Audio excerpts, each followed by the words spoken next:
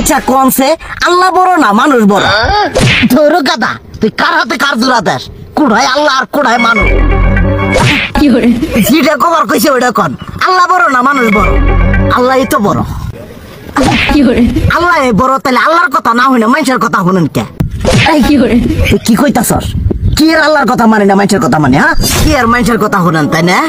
আমনে যে ওই দিনকে ডায়াবেটিসের রোগ নিয়ে যে হাসপাতালে গেলেন, ডাক্তার আপনার কত কিছু খাবার না করলো, সব কিছু না খাই এখন চলতেছেন, তাহলে আল্লাহ যে আপনারে কইছে যে হারাম খাবার না, সুদ খাবার না, কই আপনি তো কাম কাজ বাদ দিয়ে এলাকার মধ্যে টাকা পয়সা না গায়ে খালি ওইলে দিয়েই খান, নিজেরা টিয়াও হালাল ভাবে কামাই করেন না, ওই সুদ তো না কটা টিয়া করে লাভ আহে ওইলে দিয়ে দিয়ে চলে না, পেট বড় বানাইছেন। শুনেন একটা কথা কই, হারামের কোনোদিন আরাম নাই। হালাল পথে রুজি রোজগার করেন, প্রয়োজনে এড়া বেলা কম খায়েন, তাও শরীর পিণ্ডও ভালো থাকবো, কোনো রোগ বেদও হবো না, আরামও পাবেন, আল্লাহও খুশি থাকবো। তুই আমার এইভাবে বুঝাবি আগে কইলি না কে?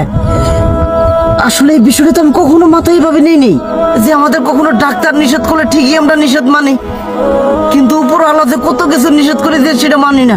আর এই যে হারাম পথে টিয়া পয়সা কামাই করতেছেন, শরীরের মধ্যে দুনিয়া রোগ ব্যাত হয়েছে, দেখা যাইতেছে যা টিয়া হারাম পথে কামাই করতেছেন তার তো বেশি টিয়া মনে করেন জ্বলেই যাইতেছে গা বেশি।